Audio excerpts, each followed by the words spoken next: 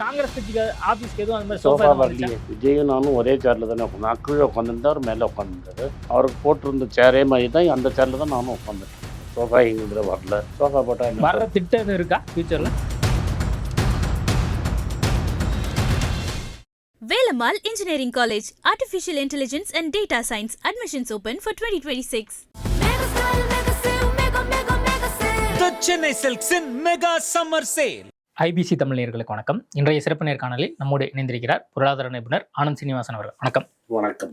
தமிழ்நாட்டு அரசியலை பொறுத்த வரைக்கும் ராகுல் காந்தி அண்மையில தமிழ்நாடு வந்திருந்தாரு. ஜோசப் விஜய் அவர் பதவியேற்கும் விழாக்கு வந்தாரு.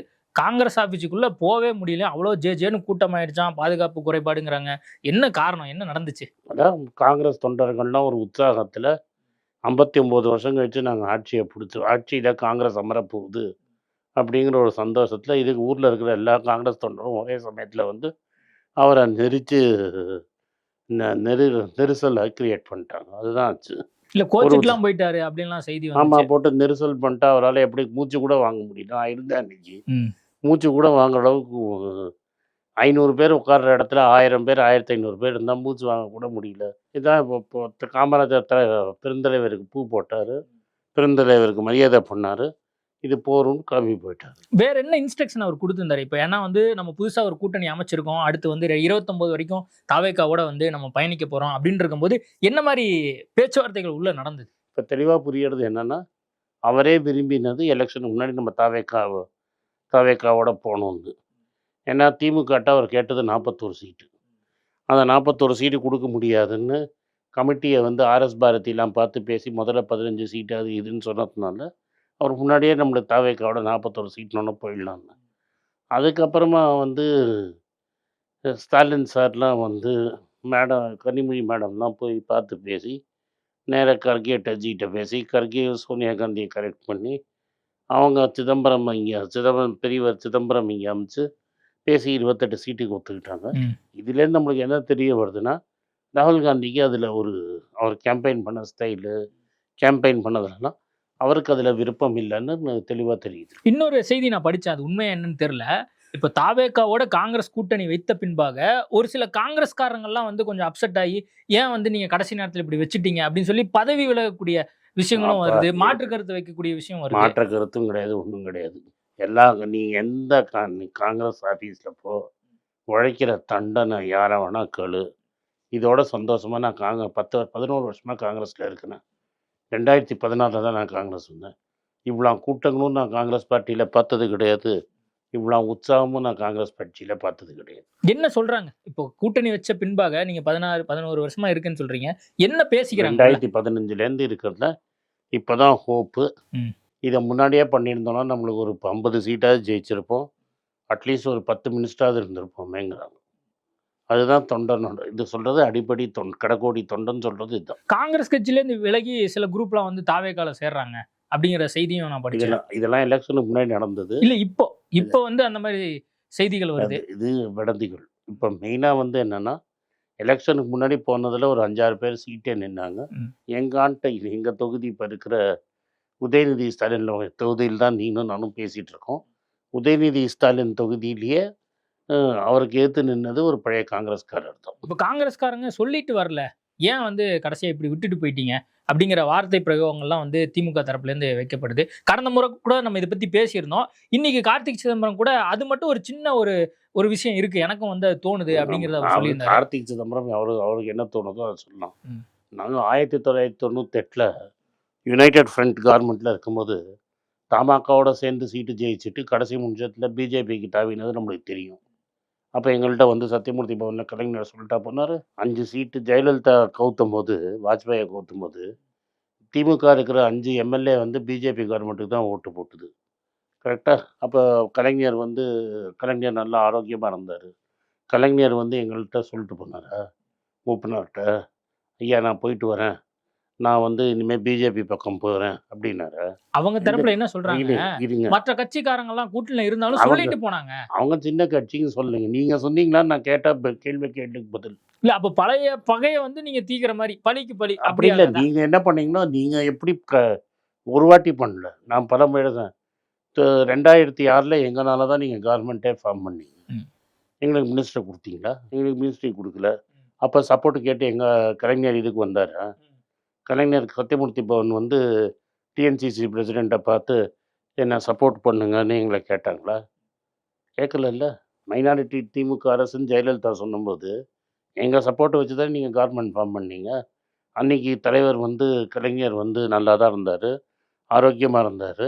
சீஃப் மினிஸ்டராக வந்து எங்களை வந்து பார்த்து சத்தியமூர்த்தி பவனில் ஐயா நாங்கள் வந்து போகிறோம் சப்போர்ட்டுக்கு நன்றின்னு சொன்னாரா? இன்னைக்கு விஜய் வந்து சொன்னார்ல எங்கள் ஆஃபீஸுக்கு, எல்லார் ஆஃபீஸுக்கும் போனார், எங்கள் ஆஃபீஸுக்கும் வந்தார். அதுதான் நானும் கேட்க வந்தேன். அப்போ ஏன் கலைஞர் வந்தாரான்னு கேட்டு பதிலுக்கு திமுக காரனை கேட்டுவாங்க. அடுத்து நம்ம கேட்போம். இருங்க. அப்புறம் யார் வந்து குஜராத் ரைட்ஸ் நடந்தபோது பல பேர் ரிசைன் பண்ணாங்க. ஏன் முரசொலி மாறன் ரிசைன் பண்ணாமல் அப்படியே ஒட்டிகிட்டு இருந்தார் மினிஸ்ட்ரியில்? நீங்கள் தான் இஸ்லாமியர் பாதுகாவலர், இஸ்லாமியர்களுக்கு எல்லாம் பண்ணுறவர். நீங்கள் ஏன் முரசொலி மாறன் ரிசைன் பண்ணல? அப்ப இதெல்லாம் வந்து டைரி போட்டு எழுதி வச்சிருப்பீங்க போல இருக்கு காங்கிரஸ்காரங்க. நீங்க என்ன முதுகு குத்தின நீ பேசினப்போ தான் நான் கேட்குறேன். இது வரைக்கும் நான் கேட்கல. என் மேலே நீங்கள் பேக் ஸ்டாப்பர்ன்னு சொன்னபோது ஐயா மரியாதை நிமித்தமாக இதுக்கெல்லாமும் பதில் சொல்லுங்கன்னு நான் கேட்குறேன். இதுக்கெல்லாம் நீங்கள் ஏன் பதில் சொல்ல மாட்டேங்கிறீங்க? இப்போ முதலமைச்சர் அவர்கள் காங்கிரஸ் அலுவலகம் வந்தாரு. எப்படி ராகுல் காந்தி வந்தபோது ஒரு க்ரௌட், அதே தான் ஒரு எக்ஸைட்மெண்ட்டு. எங்களால் கட்டுப்படுத்த முடியாத அளவுக்கு ஒரு காங்கிரஸ்காரன், நீங்கள் தான் கேட்டிங்களே காங்கிரஸ்காரன் எப்படி இருக்கானா தான் மனநல தெரியுது. 500 இடத்துல உட்கார வேண்டிய இடத்துல 1500 பேர் உட்காந்துட்டு இருக்கிறாங்க.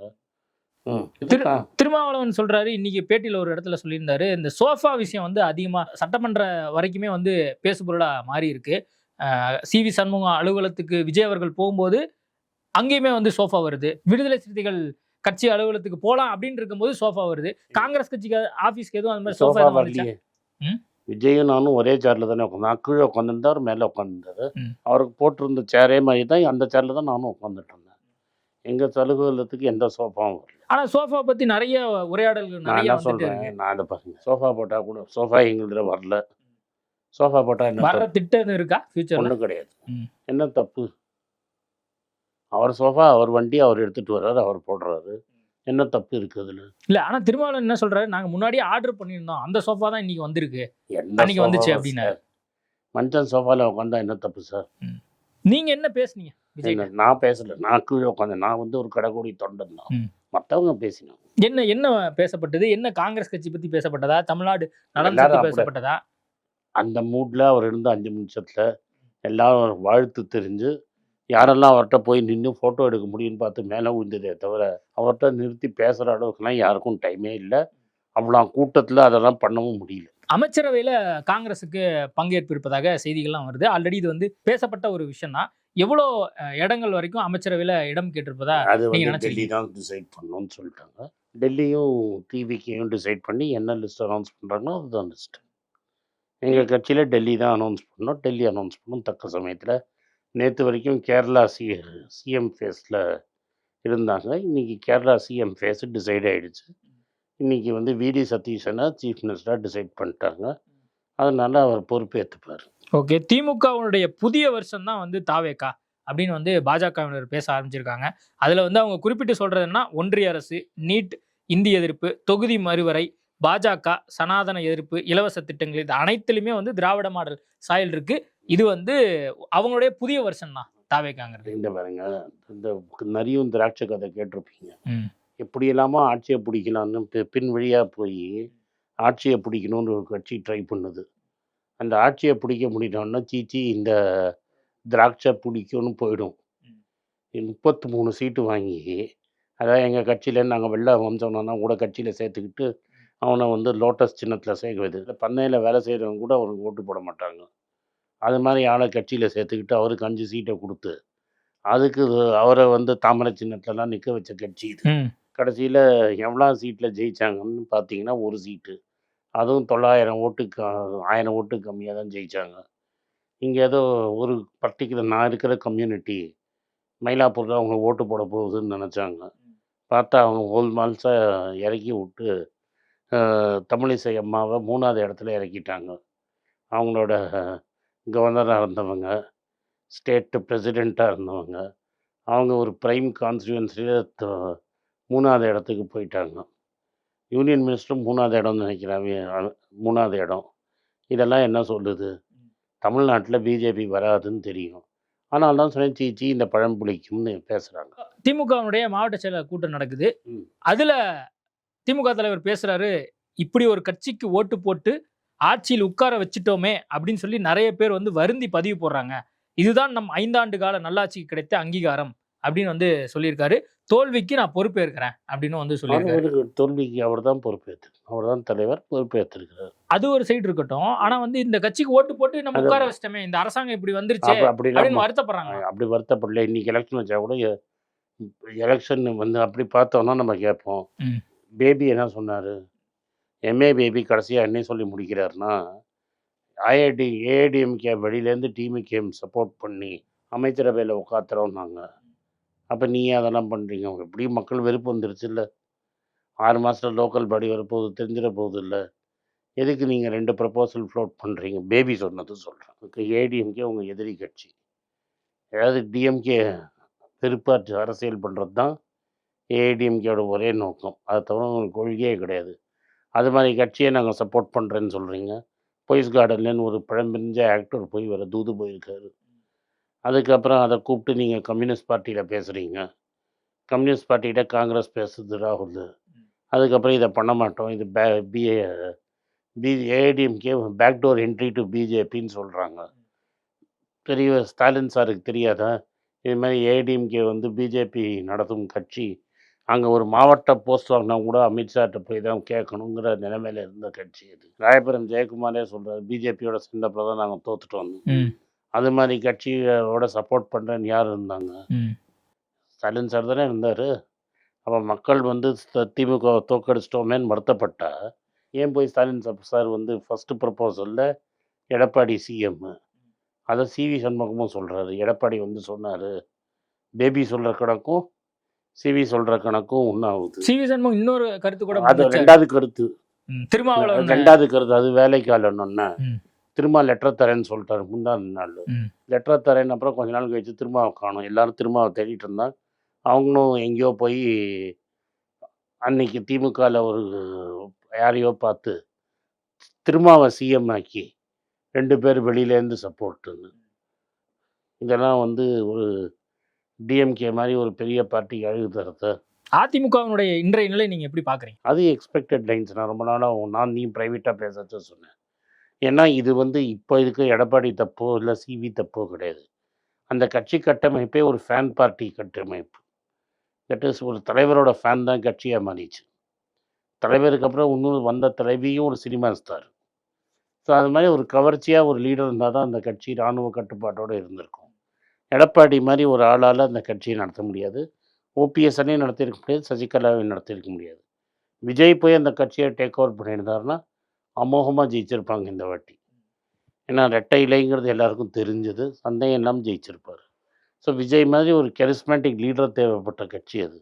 அந்த கட்சி இல்லை, தாவேக்கான்னு தனியாக வந்தோம்னா அந்த ஓட்டு அப்படியே தாவேக்காக்கு மாறிடும். திமுக கூட்டணியில் இருக்கக்கூடிய காங்கிரஸ் கட்சி வந்து அதிகாரப்பூர்வமாக அலைன்ஸில் வந்து தாவேக்காவோட சேர்ந்துட்டாங்க. கம்யூனிஸ்ட்டும் விடுதலை சிறுத்தைகளும் வரல, ஆனால் நாங்கள் ஆதரவு மட்டும் கொடுக்குறேன்னு சொல்லிட்டாங்க. அப்போயே வந்து பெரும்பான்மைக்கு போதுமான நம்பர் வந்து இருந்துச்சு. ஆனால் இப்போ அதிமுகவில் இருக்கக்கூடிய ஒரு செக்ட் ஆஃப் பீப்புள் வந்து இப்போ தாவேக்காவுக்கு ஆதரவு கொடுத்துருக்காங்க. அதுவும் ஒரு ஸ்பிளிட்டு அப்படிங்கிற ஒரு விஷயம் வந்து இப்போ பேசப்படுது. கிடையாது, அது ஒரு டெக்னிக்கலி வந்து ரொம்ப காம்ப்ளிகேட்டட் திங். நீங்கள் வந்து ஒரு சிஎல்பி லீடருங்கிறது யார் எலெக்ட் பண்ணணும்? மக்கள் மீட் பண்ணி அந்த 47 பேரும் ஒரு சிஎல்பி லீடர் இன்வைட் பண்ணணும். ஒரு டெப்டி சிஎல்பி லீடரு, ஒரு பொருளாளர், ஒரு விப்பு போடணும். அப்புறம் இந்த கொறடா போடுற விப்பு தான் ஆன்டி டிஃபெக்ஷன்லாம். இன்னும் அவங்க மீட்டிங்கே போடலையே. ஸோ மீட்டிங் கூப்பிட்டா 47 பேரும் போகவே மாட்டேங்கிறாங்க. இவர் ஒரு மீட்டிங் கூப்பிடாரு, இவர் ஒரு மீட்டிங் கூப்பிடாரு. சரி பாதியை நான் கடைசியாக பார்த்த வரைக்கும் 25, 22ன்னு இருக்குது.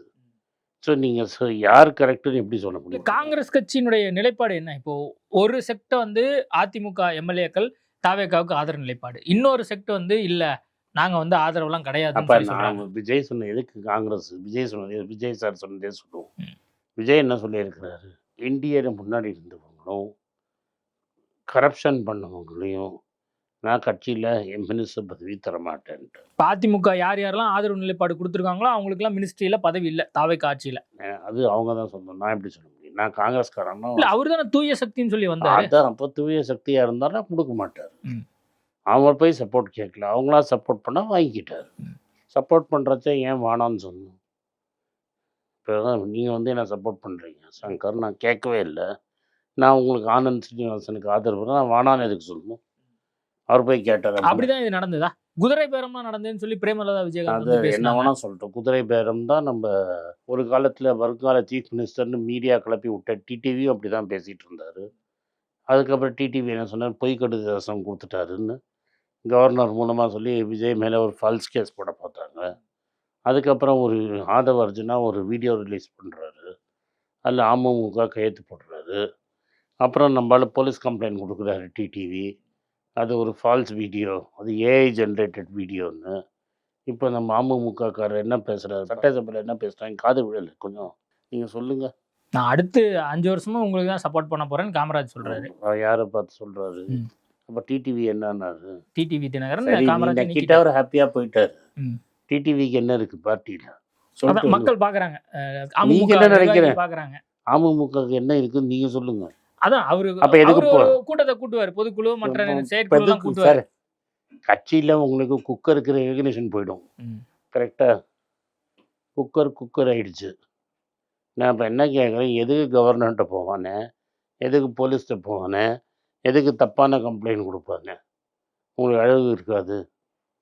சரி, இப்போதைக்கு என்ன நிலைமைனா தமிழ்நாட்டுக்கு விஜய் கிரேஸு.